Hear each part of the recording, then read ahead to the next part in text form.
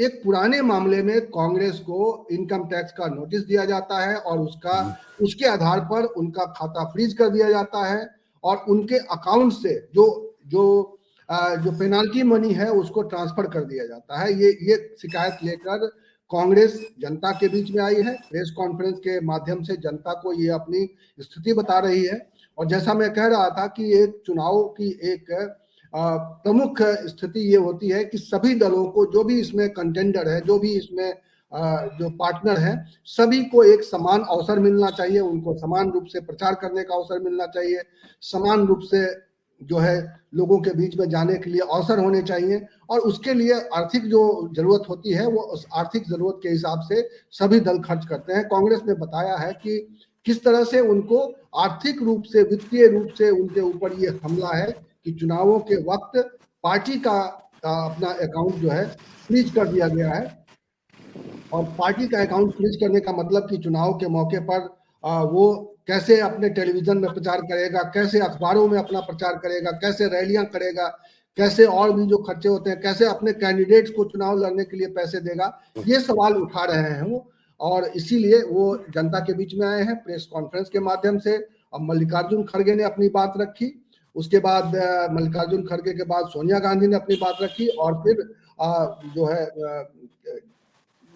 क्या कहते हैं अपने जो है अब मैं उनका अभी राहुल गांधी बोल रहे हैं, मैं सोच रहा हूं कि आपको राहुल गांधी की भाषण आपको दिखा दूं।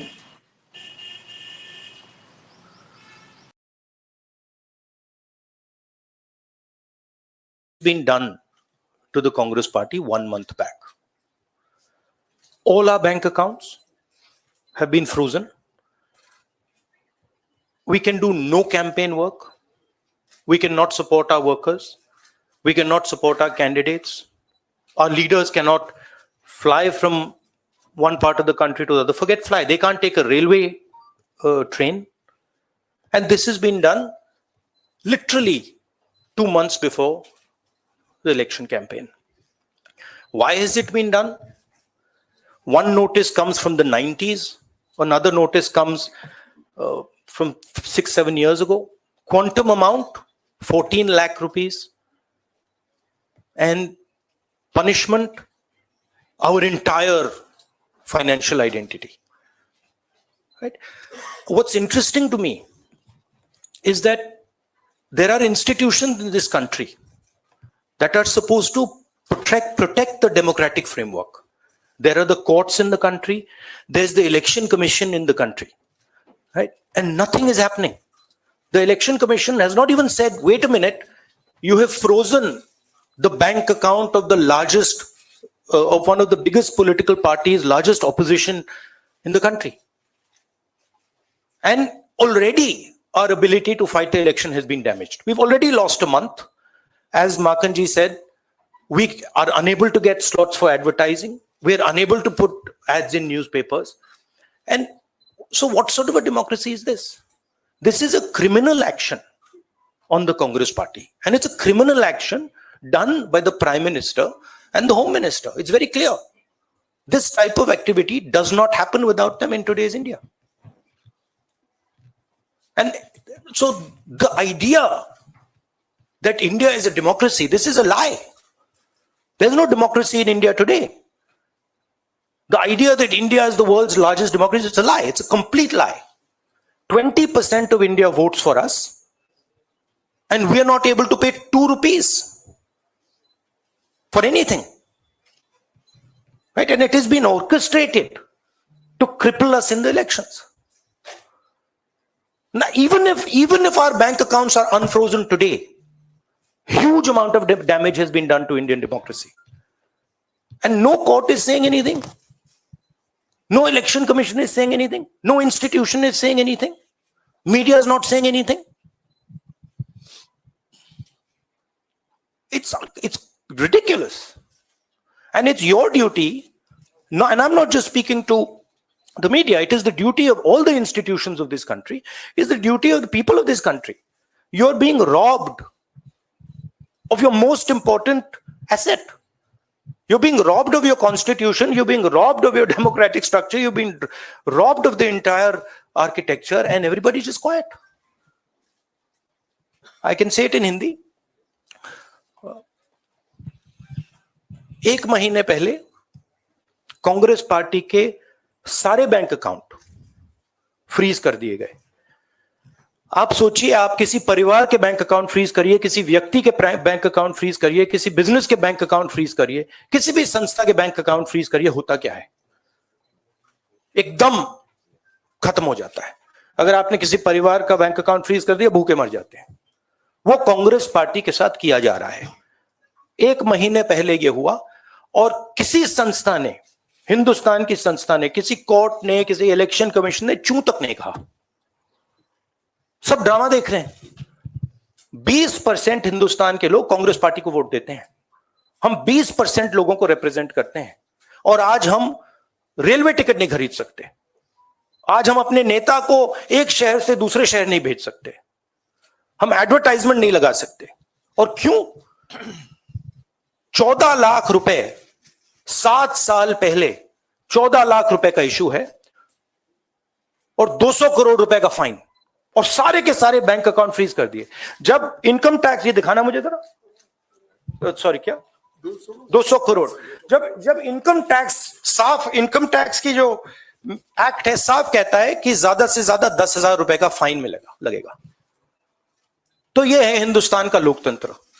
यह क्रिमिनल एक्शन है कांग्रेस पार्टी के खिलाफ और हिंदुस्तान के लोकतंत्र के खिलाफ, और यह क्रिमिनल एक्शन हिंदुस्तान के प्रधानमंत्री कर रहे हैं। मेरी विनती है कि जो हिंदुस्तान के इंस्टीट्यूशंस हैं, जो वो अपने आप को हिंदुस्तान के इंस्टीट्यूशंस मानते हैं, डेमोक्रेसी को प्रोटेक्ट करते हैं, लोकतंत्र को प्रोटेक्ट करते हैं, हिंदुस्तान के कोर्ट्स हो, हिंदुस्तान का इलेक्शन कमीशन हो, वो इसके बारे में कुछ करें। और यह कहना कि हिंदुस्तान दुनिया की सबसे बड़ी डेमोक्रेसी, झूठ है। यहां कोई डेमोक्रेसी नहीं है। बिगेस्ट ऑपोजिशन पार्टी का आपने बैंक अकाउंट बंद कर दिया और एक महीने कोई कुछ नहीं बोल रहा है। केसरी जी के टाइम से नोटिस आया है। तो अजीब सी सिचुएशन है। सब लोग देख रहे हैं और हर संस्था मतलब का रोल है इसमें। कोर्ट्स का रोल है, इलेक्शन कमीशन का रोल है। धन्यवाद। शुक्रिया राहुल जी। साथियों, कांग्रेस अध्यक्ष जी, सोनिया जी, राहुल जी ने और दूसरी जरूरी बैठक से निकलकर यहाँ आए हैं आपको संबोधित करने के लिए। उनको उस बैठक में वापस लौट जाना है। आपके सवाल हमारे कोषाध्यक्ष विस्तार से जवाब देंगे। मैं कांग्रेस अध्यक्ष राहुल, सोनिया जी और राहुल जी को शुक्रिया अदा करता हूँ। शुक्रिया। तो ये जो है प्रेस कॉन्फ्रेंस अभी तरीके से राहुल गांधी और सोनिया गांधी और मल्लिकार्जुन खड़गे ने जो प्रेस कॉन्फ्रेंस की, अब जो है आगे कर रहे हैं अजय माकन। और देखिए, ये पूरा मामला राहुल गांधी ने बहुत ही तरीके से समझाया है कि ये 14 लाख का मामला है, सीताराम केसरी के समय का मामला है। 14 लाख रुपए टैक्स जो है जमा नहीं किया गया होगा। उसके बदले में इस वक्त 2 एक्शन हुआ है सरकार की तरफ से, जो जिसको लेकर जनता के बीच में आई है कांग्रेस। 200 करोड़ का फाइन कर दिया गया है और उनके अकाउंट से ये पैसा डिडक्ट कर लिया गया, हटा लिया गया है। और उनके अकाउंट से पैसा हटा लिया गया और उनके सारे अकाउंट से, यानी कांग्रेस के जितने भी अकाउंट थे उसको फ्रीज कर दिया गया। अब वो उनका कहना है कि चुनाव के वक्त पार्टी का अकाउंट फ्रीज कर देना, यानी उसको आर्थिक रूप से, वित्तीय रूप से एकदम से अंगू बना देना है। क्योंकि अगर वो उनको जो चुनाव के खर्चे होंगे, अगर उनको उनके कैंडिडेट को खर्च देने हैं, अगर उनको कहीं रैली करनी है, अगर उनको अखबारों में विज्ञापन कराना है, अगर उनको कुछ भी काम करना है, तो उनको पैसे की जरूरत है। और चुनाव के वक्त इस तरह का एक्शन, सीधे सीधे क्रिमिनल एक्शन कहा है राहुल गांधी ने, और कहा है सीधे सीधे इसके लिए प्रधानमंत्री का देश मोकर किया है, सीधे सीधे इसके लिए उन्होंने नरेंद्र मोदी इस पर हमला किया है। ये है पूरा मामला।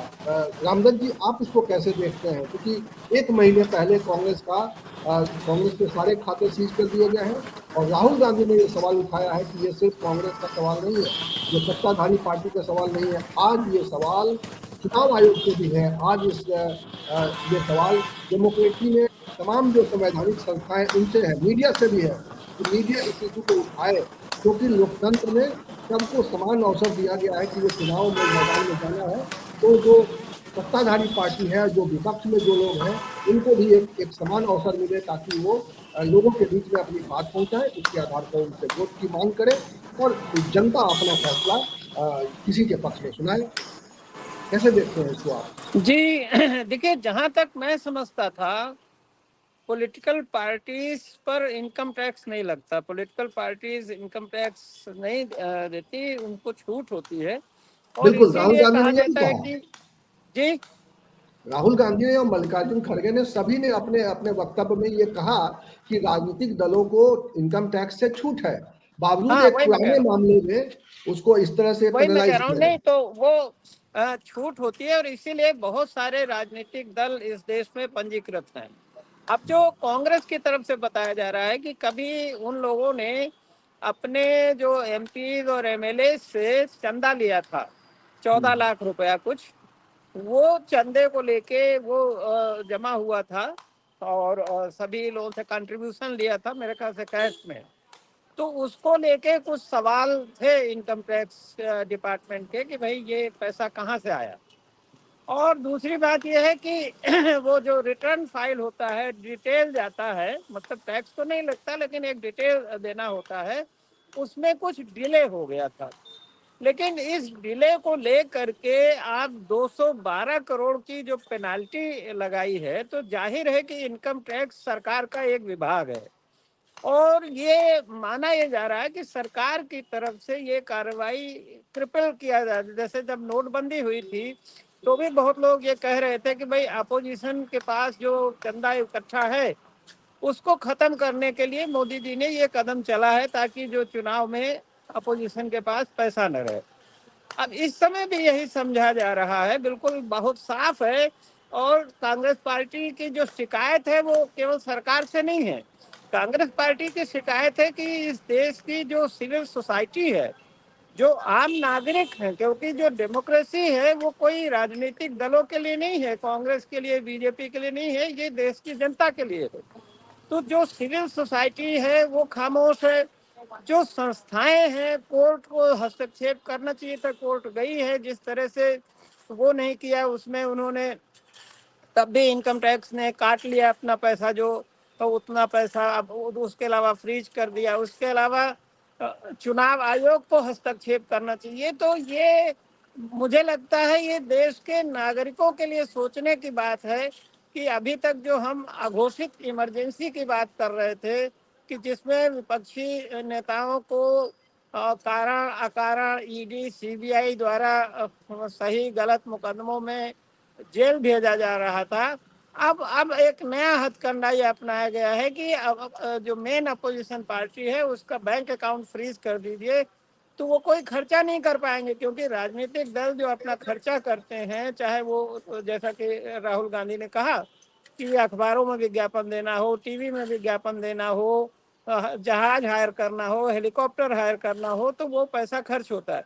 तो ये बहुत ही दुर्भाग्यपूर्ण है, और मुझे लगता है सिविल सोसाइटी को इस पे सोचना चाहिए, आम नागरिकों को इस पे सोचना चाहिए, क्योंकि हमारी जो डेमोक्रेसी की रक्षा करने के लिए जो हमने संस्थाएं बनाई थी, कि एक सरकार पावरफुल ना हो, सरकार पर चेक्स एंड बैलेंसेस रहें, सरकार नागरिकों या विपक्षी दलों को परेशान न कर सके, तो उसके लिए जो चेक्स एंड बैलेंसेस का सिस्टम बनाया गया था, ये समझा गया था कि चुनाव आयोग स्वतंत्र होगा।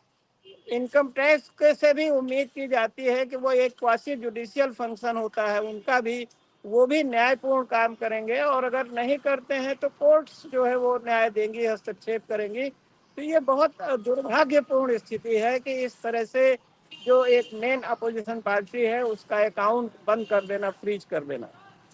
क्या आप इसे बीजेपी के डर के रूप में भी देखते हैं? क्योंकि अगर बीजेपी का मुकाबला कांग्रेस से जिस तरह से है, और कांग्रेस ने एक तरह से कांग्रेस और उसके साथ तमाम विपक्षी दल एकजुट होकर बीजेपी को टक्कर देने की तैयारी कर रहे हैं, तो ऐसे में क्या ये बीजेपी डर की वजह से कि ये लोग अगर समर्थ हो जाएंगे, ये लोगों के पास पैसे रहेगा, तो लोग ये लोगों के बीच में जाकर अपनी बात कह पाएंगे, अपनी अपनी रैलियां करेंगे, अपने प्रचार अभियान को तेज करेंगे और इससे उनको नुकसान होगा, तो ये बीजेपी का डर बता रहा है ये?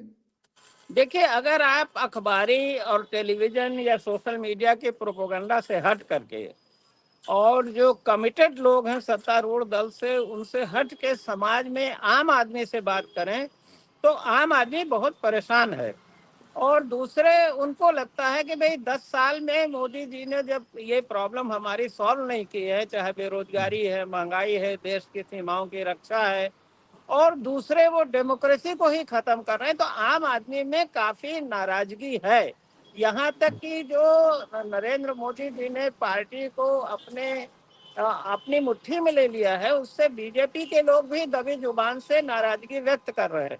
तो मुझे लगता है कि इसका एहसास कहीं ना कहीं प्रधानमंत्री जी को उनकी एजेंसीज ने बताया जरूर होगा ग्राउंड रिपोर्ट कि भाई जमीन पर आपकी स्थिति बहुत अच्छी नहीं है, भले आप 400 का दावा कर रहे हैं। तो इसीलिए वो अपोजिशन में तोड़ फोड़ और अपोजिशन को पंगु बनाने का काम कर रहे हैं डेफिनेटली। तो ये एक तरीके से कांग्रेस जो है जनता के बीच में आके गुहार लगाई है, और चूंकि 1 महीने से कांग्रेस का खाता फ्रीज है और कांग्रेस इसे मान रही है कि ये डेमोक्रेसी पर चोट है। कांग्रेस ये भी मान रही है कि ये सीधे सीधे नरेंद्र मोदी के इनिशिएटिव पर हुआ है, सीधे सीधे कांग्रेस ने इसके लिए, राहुल गांधी ने खासतौर पे पीएम पर सीधा सीधा आरोप मढ़ा है और कहा है कि ये क्रिमिनल एक्शन है सरकार का। और इसीलिए ये प्रेस कॉन्फ्रेंस बहुत ही इंपॉर्टेंट थी, बहुत ही अहम थी। और अभी कांग्रेस वर्किंग कमेटी की बैठक टिकटों को लेकर फाइनल स्थिति में आ रही है। आज ऐसी जानकारी आ रही है कि आज कुछ टिकटों का बंटवारा, टिकटों पर अंतिम फैसला हो सकता है। उसके लिए कांग्रेस प्रेस कॉन्फ्रेंस करेगी और बताएगी। कांग्रेस राहुल गांधी को अमेठी से लड़ा रही है या नहीं लड़ा रही है, रायबरेली में उनका कौन कैंडिडेट होगा, इस पर भी आज फैसला करने वाली है। लेकिन उससे पहले ये प्रेस कॉन्फ्रेंस करके कांग्रेस ने बताया है कि उसको चुनाव लड़ने से रोका जा रहा है। एक तरीके से चुनाव मैदान में वो भारतीय जनता पार्टी का मुकाबला न कर पाए, इसके लिए आर्थिक रूप से उन पर चोट किया जा रहा है। एक पुराने मामले में, बहुत ही पुराने मामले में उनको न केवल नोटिस दिया गया बल्कि उनका अकाउंट से पैसे ट्रांसफर कर दिए गए, 200 कितने करोड़, 212 करोड़ रुपए ट्रांसफर कर दिए गए। और इसके अलावा सभी खाते, कांग्रेस के सभी खाते फ्रीज कर दिए गए और इसकी वजह से कांग्रेस इस वक्त आर्थिक संकट में आ गई है। कांग्रेस ने आम लोगों से अपील की है कि ये इस चीज को समझना पड़ेगा, ये डेमोक्रेसी के खिलाफ है और ये सरकार अनैतिक रास्ता अख्तियार कर रही है चुनाव के मौके पर। जी, तो अब इस कार्यक्रम में इतना ही। रामदत्त जी, आपका बहुत बहुत शुक्रिया। हम लोगों ने समय से अपने दर्शकों को ये जानकारी दी है और मुझे लगता है दर्शकों को अगर इस पूरे मामले में कुछ कहना है तो उनको आके कमेंट बॉक्स में अपनी बात रखनी चाहिए। इस पर चर्चा होनी चाहिए समाज में, देश में, सियासत में। ये चर्चा का विषय है कि किस तरह से राजनीतिक दलों के बीच में किस तरह की प्रतिद्वंदता इस वक्त आ गई है। जी, तो माफ कीजिएगा, मैं बाजार में था, अगर मेरी आवाज या मेरा फ्रेम ठीक नहीं था तो उसके लिए माफ कीजिएगा। और अब नमस्ते। बहुत बहुत शुक्रिया, धन्यवाद, धन्यवाद रामदत्त जी, नमस्कार।